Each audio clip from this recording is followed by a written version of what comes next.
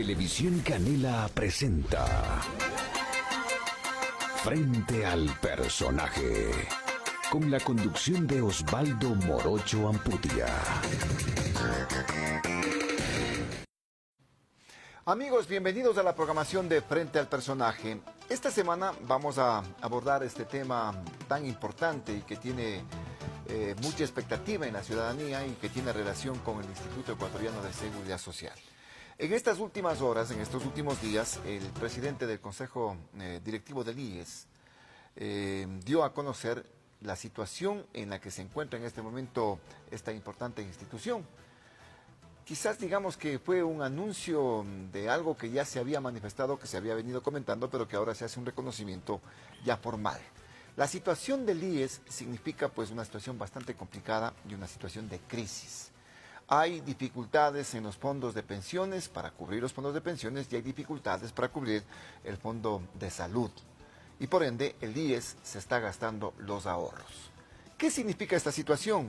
¿Cuáles los parámetros con los que se tiene que medir la situación que está viviendo el IES? ¿Hasta cuándo tiene solvencia? ¿Qué es lo que va a pasar en el tiempo? Es el tema que lo vamos a analizar en esta crisis en el IES, deuda y también las alternativas, porque también hay deudas del Estado, con el economista Víctor Hugo Villacrés, expresidente del Consejo Directivo del IES, también con el ingeniero Rodrigo Gómez de la Torre, representante del sector empleador y presidente de la Cámara de Agricultura de la Primera Zona, y el señor Nelson Erazo, presidente del Frente Popular y dirigente sindical del Frente Unitario de los Trabajadores. Gracias por estar aquí presentes en esta programación. Víctor Hugo, ¿cuál es el punto de vista? Estuviste inmerso, estuviste internamente adentro como presidente del Consejo Directivo. ¿Qué es lo que pasa con el IES? Que ahora ya se está aclarando y se está asumiendo cosas que realmente nos ponen a pensar. Un saludo tanto para Rodrigo como para Nelson.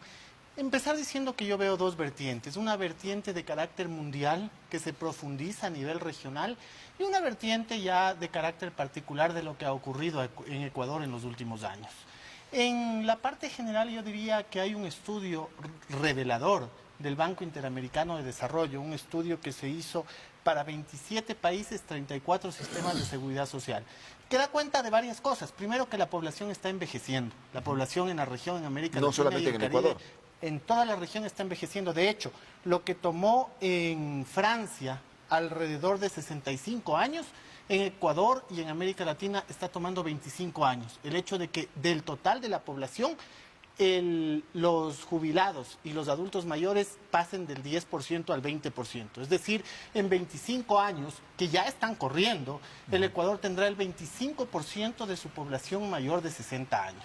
Si a esto se le suma que ha habido un riesgo de sostenibilidad, ¿por qué? Porque en los sistemas tanto de contribución definida como de beneficio definido, que es el caso del sistema ecuatoriano, usted con el total de sus aportes garantiza únicamente el 60% de su pensión. Repito, si usted ha contribuido 30 años a la seguridad social en su vida activa, todos esos recursos, más la rentabilidad que han generado, sirven únicamente para cubrir el 60% de la pensión. Entonces, el 40% es un subsidio. En el caso ecuatoriano, el subsidio que da el Estado, pues en este caso, ¿no? Un subsidio que se entregaba desde la década de los 40. Y que se lo eliminó después, 3 años y ahora se lo ha retomado. En abril del 2015 se elimina, se declara inconstitucional.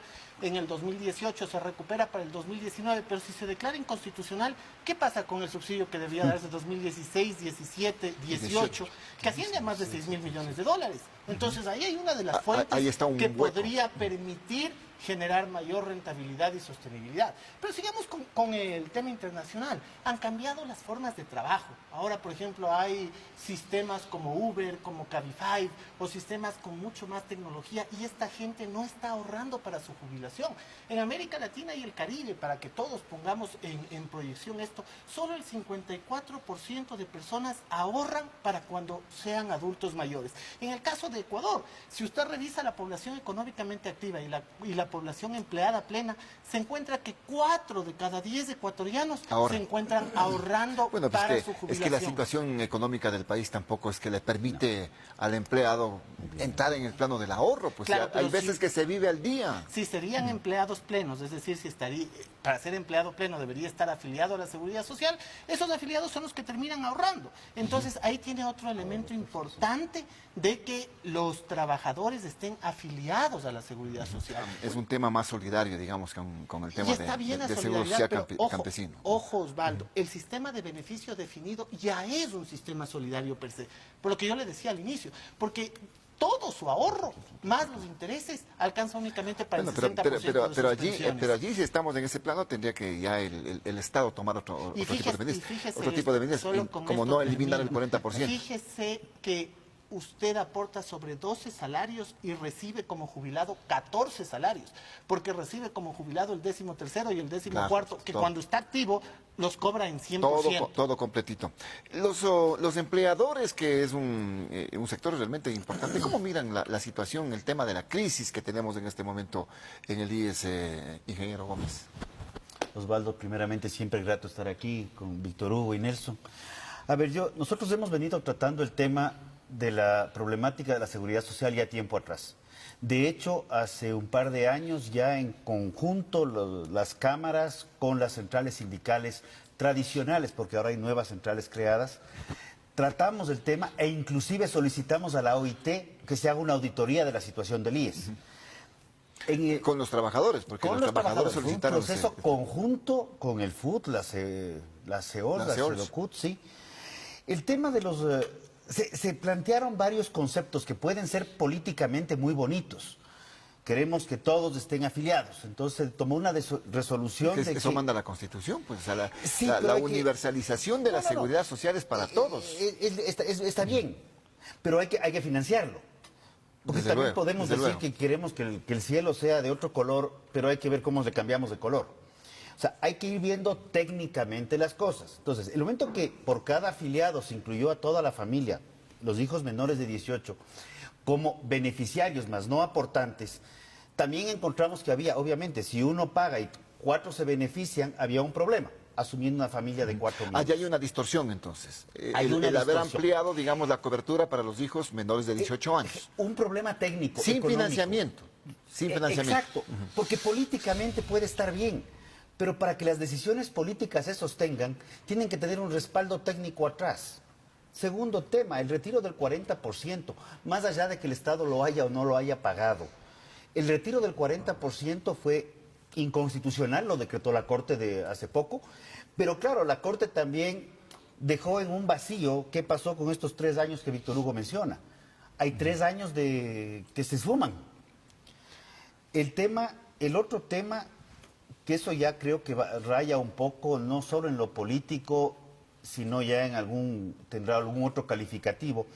La famosa resolución 501, lo que hizo fue sacar de los ahorros, de las pensiones, del fondo de pensiones y llevárselo a salud para utilizarla en construcción de nuevos hospitales y nuevas vainas, que en las cifras del IES se veía... Compra de medicamentos que distorsionan, 400 millones de dólares en compra de Pero medicamentos. ahí hay un tema. En las cifras del IES, cuando se hacen los cálculos de cuánto cuesta al IES prestar el servicio, cuánto cuesta al IES construir el hospital y cuánto cuesta al sector privado prestar el servicio, muchos inclusive vinculados a través del IES, cuánto le cuesta al sector privado construir el hospital, también se veían unas distorsiones que por alguna razón al IES le costaba muchísimo más y en casos 30, 40, 50% adicional le costaba al IES. Entonces ahí hay un tema que también dejamos en la pregunta. El tema del fondo de salud. Cuando se habló de que el Estado iba a cubrir el fondo de pagar la salud, esa es otra deuda que está ahí también. Hay 2 decretos en los cuales, 2 resoluciones, se aprobó que existía la deuda. Existe la deuda. Y luego de que se le escamoteó esa ministro deuda. se olvidó que sí existía y que se había firmado, pero que ya no existía porque faltaba un reglamento. Bueno, finalmente tuvo que la Contraloría intervenir para que se reconozca eso. 3.000 millones. Entonces, si hablamos de 5.000 por un lado del fondo de pensiones, más 3.000 por otro lado del fondo de salud. Ya casi más llega a los 10.000 millones. Más el mismo presidente actual del directorio, Paul Granda, nos hace referencia a unos 1.400 adicionales de cartera vencida. No hablemos de los 800 millones de los fideicomisos que no están claros. Ok, lo otro está en fondos del Estado, que el Estado tendrá que responder. Pero ya estamos hablando 5, 7, 10 mil millones de dólares. O sea, no es poco. Más bien lo que hay que ver es dónde están las decisiones técnicas de qué se va a hacer. O sea, porque podemos hablar de que hay que tomar ciertas resoluciones. Bueno, pero están ahí los recursos, pues, Rodrigo. 10.000 millones de dólares que tienen que ser reconocidos por el Estado. Que tienen que ser reconocidos por el Estado. O pagados y buscar el mecanismo. Pero ¿de dónde van a salir cuando muchos de esos ya se gastaron? Entonces, buscar el mecanismo, ¿cómo? ¿Vamos a generar más presión hacia el sector privado, más presión hacia los trabajadores? O probablemente, yo creo que algo que mencionó Víctor Hugo es muy válido. El tema del empleo pleno. Se llegó a tener 3,5 millones de afiliados aproximadamente. Las cifras de diciembre nos hablan de más o menos 2,3 millones. Bajó. De esos 2,3 millones de afiliados, hay un porcentaje que es importante, cerca de 250,000, que son afiliados no aportantes. Todavía no llego al seguro campesino. Son afiliados no aportantes, amas de casa no remuneradas, en las cuales el Estado subsidia. En el caso del seguro campesino, lo que el Estado cubre, los beneficios que tienen, es para temas de salud. No hay ahorro para pensiones. O sea, ahí sí, ese es el tema de salud del día a día. Ahí hay un tema que debe ser tratado. Pero creo que uno de los ejes fundamentales, y a pesar de que se reformó la ley y que la no afiliación ahora es un delito penal, sí tenemos que ver que entre el 2014 y en el 2015, diciembre del 14, en el 2015 se aprobó esta famosa ley de justicia laboral. Mal llamada de justicia laboral. Al 2018, el dato que tenemos es de septiembre, ha caído 10% el empleo pleno. El momento que cae un 10% el empleo pleno, aunque sea lógicamente, a nivel de disminuyes el número de salario básico unificado, disminuyes el número de afiliados. Porque las regulaciones laborales en el Ecuador son absolutamente complejas, sobrerígidas, y lo que necesitamos es tener una dinamización laboral, si la palabra que más gusta pero es ¿eso qué esa. significa dinamización laboral? Poder tener contratos por horas donde haya afiliación.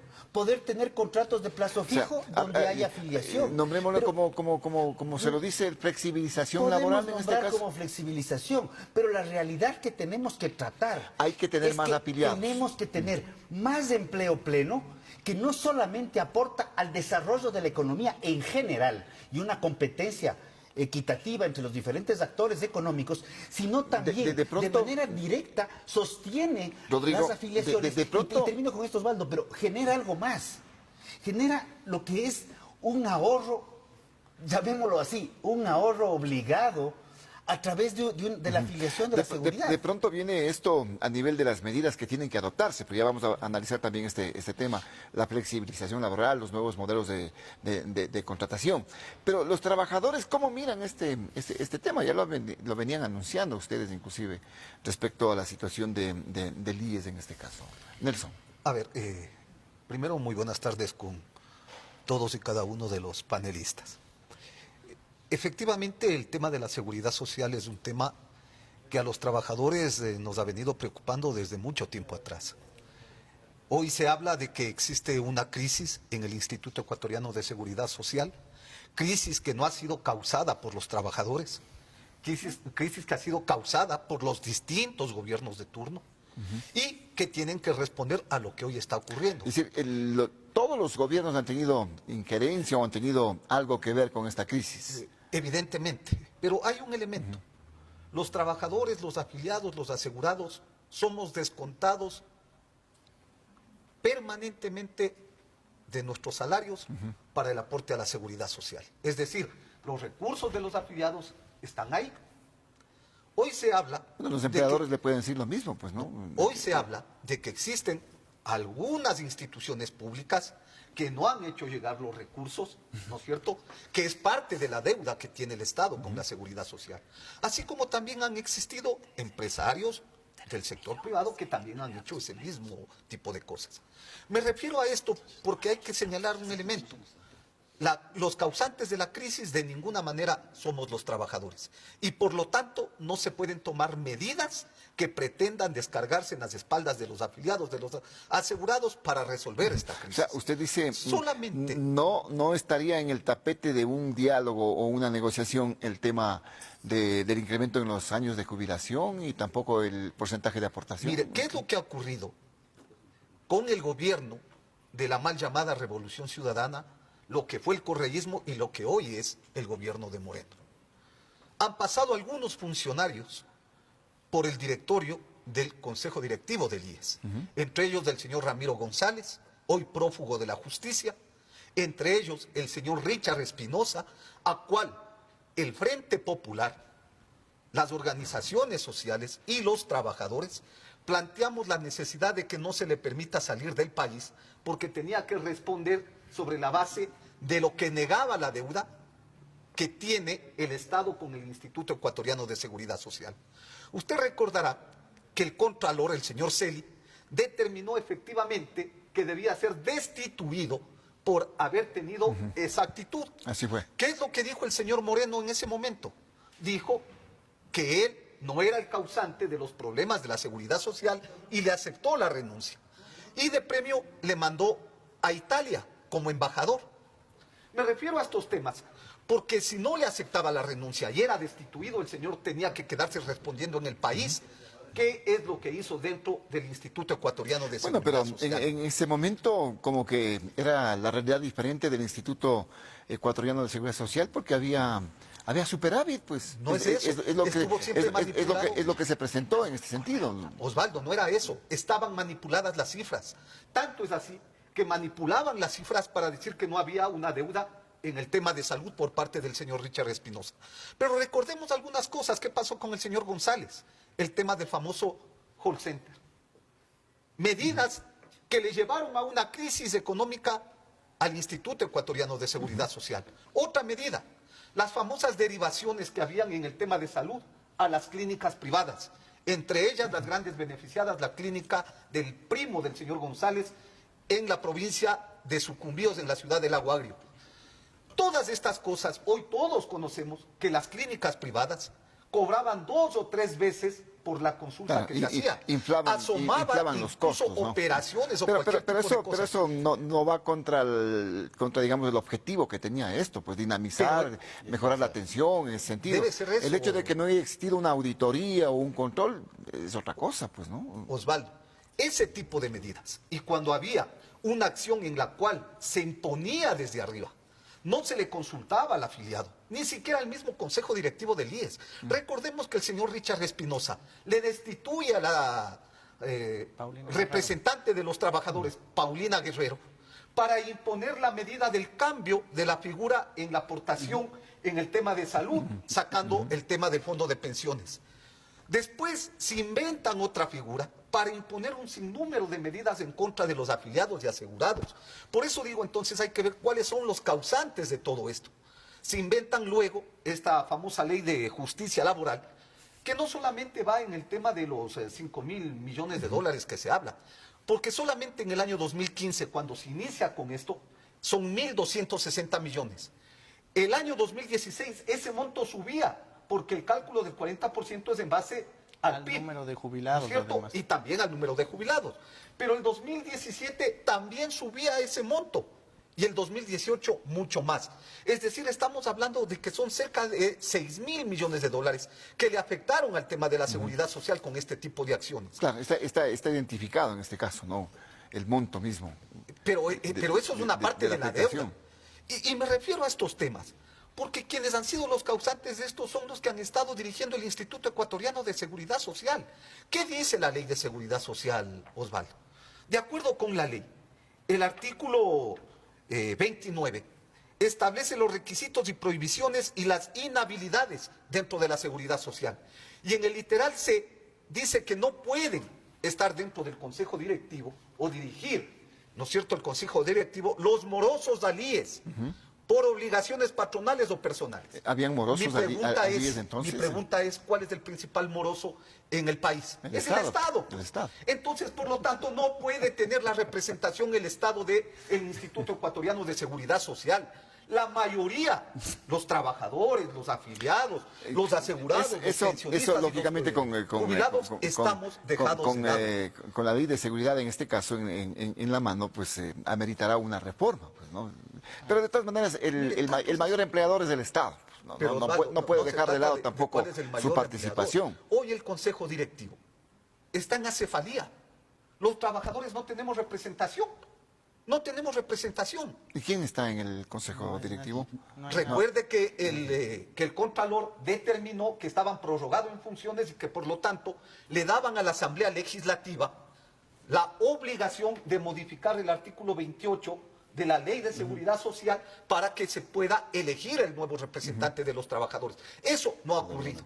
Y en el caso de los empleadores, también está en funciones prorrogadas el representante. El señor, Por lo tanto, el señor Pesos, ¿no? No existe un consejo directivo en donde se puedan tomar decisiones.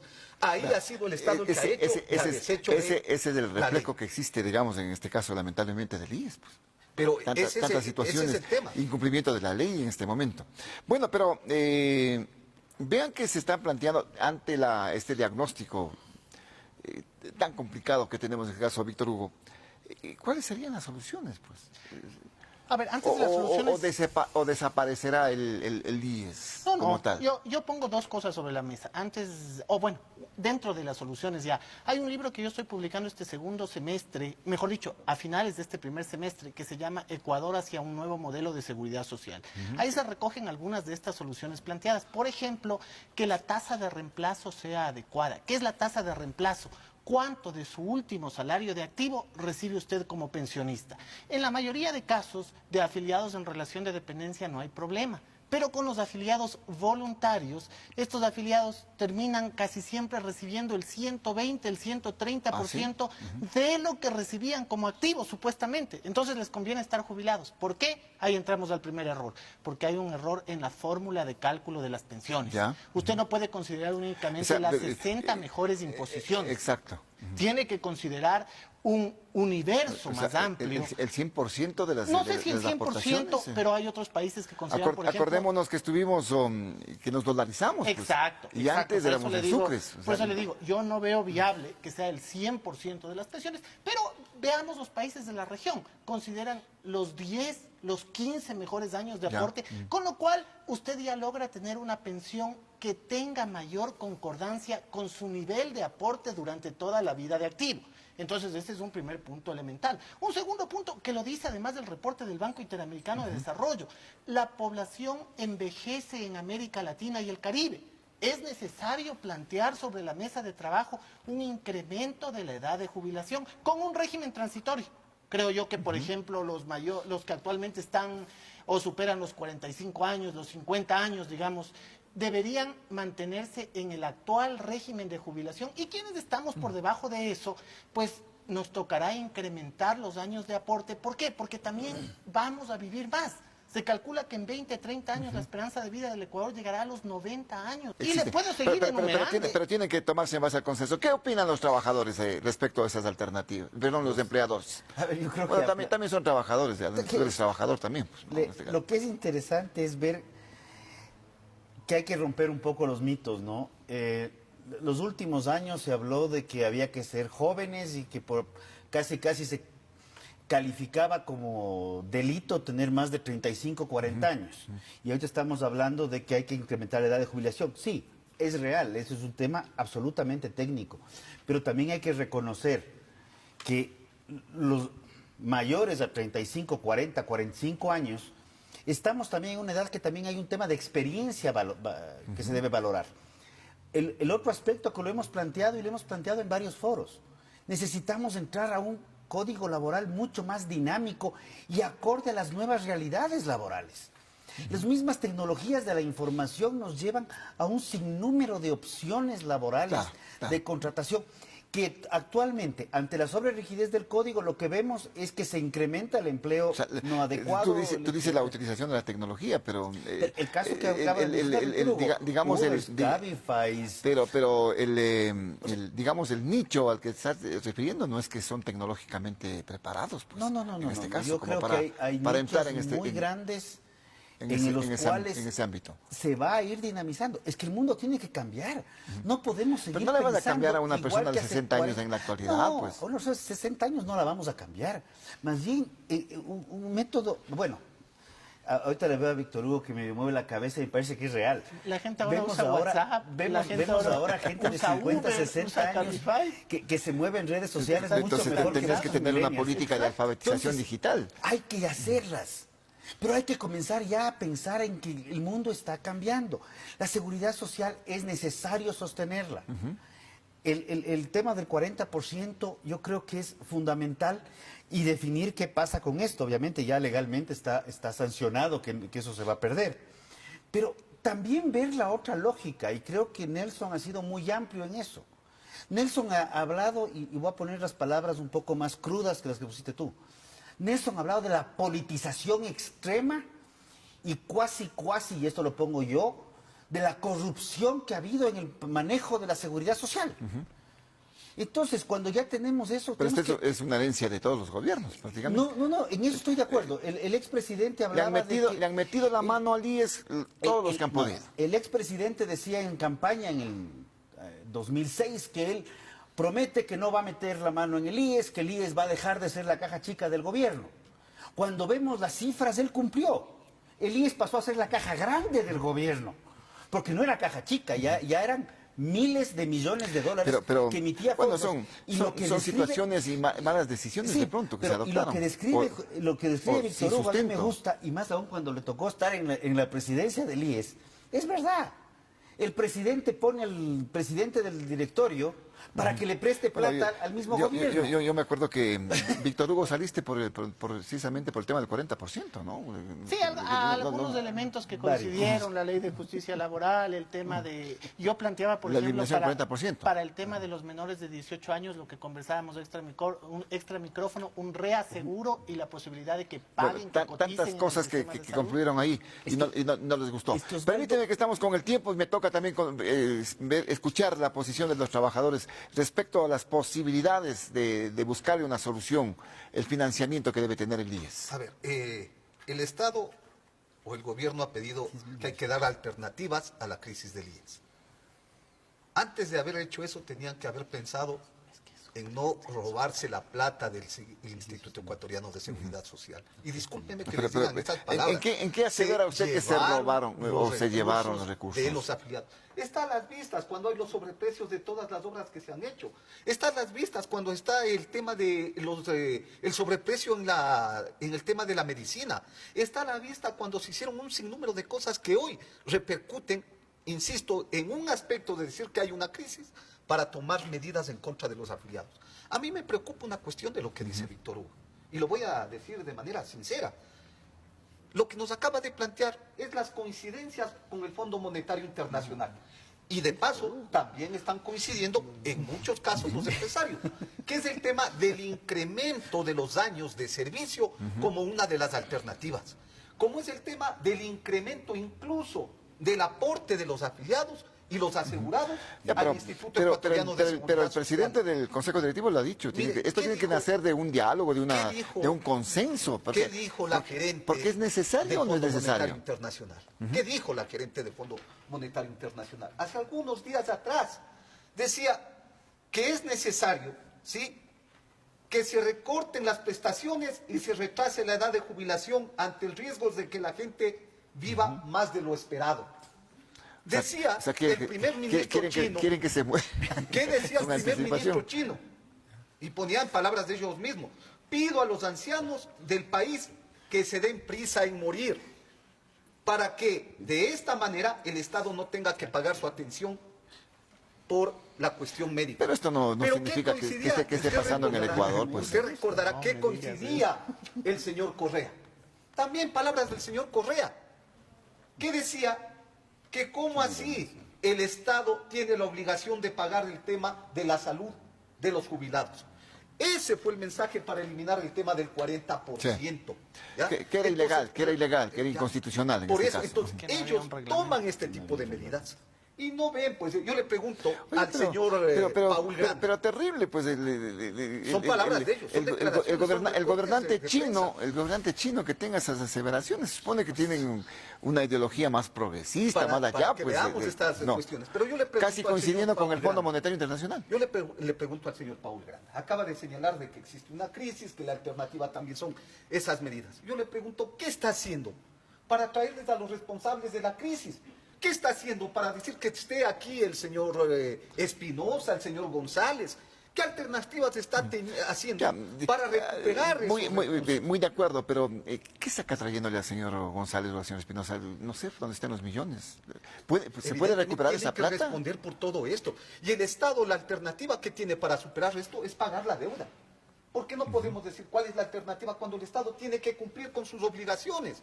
Tiene que pagar la deuda, que no solamente son el tema de los 10.000 millones, que ya se hablaba aquí entre la cuestión de los 6.000 millones por el tema del 40%, que los 3.000 millones más por el tema de salud. También existe una deuda que tienen desde hace mucho tiempo atrás dentro de la seguridad social. Hoy la deuda con el IES son más de 18.000 millones de dólares. Eso tienen que responder. ¿Cómo Pero hay un tema desglosa los 18.000 millones, Nelson? de todo lo que el sector, no pagaban. el sector privado, los empleadores también deben. No, es el tema de la deuda que tiene el Estado, Ah, pero solamente el Estado. solamente el Estado. 18.000 millones. 18.000 millones de dólares. Entre todos los rubros, si ustedes se ponen a sumar de cosita en cosita. Pero otra pregunta más. Se nos dice que alternativas tienen. ¿Qué hizo el señor González y el señor Espinosa cuando teníamos la empresa Guapán, que le entregaba 80 millones de dólares al IES para el tema de las pensiones? ¿No es cierto? Para el tema de las pensiones. ¿Qué ocurrió con esos recursos? Cogieron y le vendieron a la empresa como a precio de gallina enferma. Y le entregaron al Grupo Gloria. ¿Qué hicieron con el Hotel Quito? También le entregaron ahora a un grupo chino. Es decir, los activos que le daban recursos al Instituto Ecuatoriano de Seguridad Social fueron vendidos a precio de gallina y habrá robada. que hacer un análisis también qué pasa con el BIES, pues que es el encargado Adicionalmente a eso. de invertir todos esos recursos que tiene el BIES, Adicionalmente a eso. que era precisamente para esto, para rentabilidad, para pagar las pensiones. A mí se me ocurre un tema. ¿Por qué no le permiten, por ejemplo, al IES invertir en un pozo petrolero? Invertir en el tema de las hidroeléctricas. No tenía, me parece que sí tiene. De hecho, los fideicomisos cuestionados están ahí, porque se metió plata del IES, del BIES, se metió plata del IES a través del BIES en algunos fondos Proyectos, sí. y proyectos que no están claros qué mismo ha pero es pasado. que tienen Y ahí que son ser como 700, 800 millones. Y cada que se Bueno, pregunta, suenan los sacos. pero en el tema Sí, en el tema de las hidroeléctricas me parece que se está entregando el capital y se pagaba ahí Osvaldo, pero es que puntualmente los intereses. tienen que ser en campos que tienen Rentables. evidentemente Rentables. rentables y no en cualquier tipo de inversión arriesgada. Oye, no había, Así como les permiten en Palo a Azul no nosotros, había eso es lo una que no nos inversión del permiten. BIES. Bueno, a ver, Víctor Hugo, no sé si te cualquier acuerdas. inversión petrolera es una inversión de alto riesgo, ¿ah? No es que el petróleo es maravilloso Pero y si tú solamente ves, vemos hay la parte pozos que ya han sido explorados. Pero para eso en está, donde hay, sí, discúlpame, pero es pero una para posibilidad eso de están, realizar. para eso están los equipos técnicos que tienen, pues, para buscar las mejores fuentes de inversión. O sea, Ese es el trabajo que tiene que hacer el BIES en este Las caso. inversiones AAA que se conocen usualmente son de bajísima rentabilidad porque son súper seguras. Mientras más alto es el rédito que da una inversión, Bueno, es una inversión de mayor Entonces, riesgo. mucho se decía Entonces, que eso es normal. mucho se decía que invertir en petróleo y en energía eléctrica, hidroeléctrica era lo más Bueno, lo ahí más veamos rentable. lo que lo más está rentable. pasando con ¿Cuál es la Coca-Cola. mejor forma? ¿Cuál es la mejor forma de que retorne el dinero de los afiliados al mismo IES? Es el tema de las prestaciones. Créditos. donde Los están hipotecarios, fijados, los los hipotecarios. préstamos ¿Por hipotecarios. qué no pensamos, ¿Por qué no pensamos en así? fondos que puedan ser concursables a través de bolsa de valores, Pero ahí está, en donde pues, entonces, se dinamice la economía? qué bueno que Porque se eso está mencione esta prohibido. cosa para que le digan Porque al señor es- Paul Granda que por ahí están las soluciones. sacar fideicomisos, transparentar los Entonces, fideicomisos. alternativas, como dijo el no es Víctor una Hugo, mala pueden palabra. haber muchas. Claro que hay. Pero no solamente pensar en aumentar el... Y además, Osvaldo, la solución es una suma de las diferentes piezas del rompecabezas. Lo que quiero decir es que lo que yo dije son 3 o 4, pero coincido en que hay que cobrar las deudas que se tiene, hay que separar administrativamente los seguros para que nunca más vuelva a ocurrir que fondos del uno va a otro, pero no solo administrativamente en fondos aparte, sino, por ejemplo, pensiones definitivamente debería manejar el BIES. bajo un concepto Ya. distinto. ¿Salud? Y como yo digo, salud debería ser un sistema aparte que tenga su propia dirección y que maneje sus recursos. O de pronto entramos en el sistema nacional de la Existe, salud, la salud red pública. pública La red pública, exactamente. de salud Sí, sí, sí. está Dos ahí. cosas, Osvaldo, y discúlpame que te corte, No. Víctor Hugo. Es que hay dos cosas. Una cosa es la seguridad social, de la que es responsable el Estado, y otra cosa es el El IES, Instituto Ecuatoriano de Seguridad Social. se del nos cual está son haciendo dueños los cargo afiliados. de un sinnúmero Del cual de son cosas dueños los de las afiliados. cuales no debemos Me voy a hablar. tener que ir a un paréntesis para volver con este importante diálogo que mantenemos con Víctor Hugo Villacres, expresidente del directorio del IES, Rodrigo Gómez de la Torre, representante del sector empleador, y Nelson Grasso, presidente del Frente Popular y representante de los trabajadores. Volvemos luego de la pausa. Estamos presentando Frente al Personaje. Estamos presentando Frente al Personaje. Volvemos con este análisis de la crisis en el Instituto Ecuatoriano de Seguridad Social, las deudas y también las alternativas que existen. Estamos planteando alternativas, Víctor Hugo. A más del asunto de la edad, pueden haber otras. Que Por tú supuesto. estabas señalando. El tema del manejo de los fondos. De Manejo pensiones, del fondo de salud. individualizado, cobrar las deudas. Ojo, no privatizar, porque escucho ya algunas voces, y ahí sí a Nelson le voy a decir, nada con el Fondo Monetario Internacional, yo no tengo nada que ver con ellos. Y es más, Pero aparentemente coinciden lo que tú propones. Lo digo públicamente, no creo que se debe privatizar la seguridad social, debe seguir siendo manejada. ¿Te acuerdas lo de Sixto Durán Ballén? Claro, Claro, hubo esa en la consulta consulta, pues. popular y eso En el ya 95, pasó. Yo creo que ahora es momento de pensar cómo manejar adecuadamente esas pensiones. Hay que ver si se reforma la ley, porque la ley de seguridad social es obsoleta. O sea, La Constitución necesariamente del 2008 debe existir una reforma a la ley. Simple, la Constitución es del 2008, la ley del 2001. Hay muchas cosas que son incoherentes o no compatibles entre la ley y la Constitución. Pero más allá de eso, la ley tiene algunas camisas de fuerza, por ejemplo, en términos de inversiones. Lo que decía Rodrigo no se podría hacer porque simplemente la ley te permite y te prohíbe hacer ese tipo de inversiones. Solo puedes invertir ¿En en dónde? papeles AAA. Ya. En bonos. Exactamente. Bonos. Y entonces, ¿qué es lo que tienes? Los papeles AAA son poquitos en el Ecuador. La bolsa de valores no es dinámica en el Ecuador, pues, es incipiente. Bueno, pero sí, ¿Cuántas empresas cotizan en bolsa de papeles valores? del IES debe tener en cantidad pues, del Estado. Pero papeles del Estado, pero ojo, aquí dos cosas. Esos son peores. Papeles del Estado, pero reconozcamos una cosa, pues, revisemos el resto de países de América Latina y del Caribe. ¿Qué instituto de pensiones no tiene los recursos con el Estado? Uno, que me digan uno, no existe. Todos tienen los recursos con el Estado. En Latinoamérica. Por obvias razones, En porque es Latinoamérica. quien más financiamiento necesita, Osvaldo. Esto es algo que ha ocurrido en el Ecuador desde bueno, la década dicen de los que el 40. Estado es Pero está a nivel... paga puntualmente los intereses, no sé hasta Lo qué único punto que sea te así. dicen es, yo nunca he visto un Estado que quiebre. Sí he visto bancos quebrar aquí en el 99. Eso es lo que te dicen, que es el ejemplo. Ya, la ley de justicia laboral dice eso, pues precisamente. Te garantiza que el Estado tendrá que salir en caso de que las cosas se pongan más difíciles, más complicadas. Por eso es que, como vemos, no hay ningún problema en la seguridad social, pues. Si no, lo que dice No, pero este momento, Paul Graham es que no hay problema, pues porque la ley de justicia laboral dice esa maravilla. Pero está bonito para ponerlo en un papel, pues. Claro. Lo que es interesante es, y no es que estoy ni pro ni anti privatización, pero no privatizar y que el Estado sea y que se siga manejando al IES como un mecanismo público. Sin embargo, también sostienes que el IES no es del gobierno, el IES es de los afiliados. Exacto. Y los afiliados son privados. Entonces el IES es una entidad privada. Con administración pública. Con Así una es como desadministración es pública. es tripartita, pues, es es tripartita una en este caso, ¿no? desadministración pública que ha llevado a lo que Nelson ratifica que es. Yo creo que sí debemos buscar mecanismos de contratación claros, ágiles y viables. ¿Por qué? El momento, y me ratifico, subimos el empleo pleno, eso implica que hay más ingresos para el IES. Y sí hay que solucionar ¿Estás el entrando tema de- con la receta del Fondo Monetario Internacional, Rodrigo, en este caso? Yo no sé del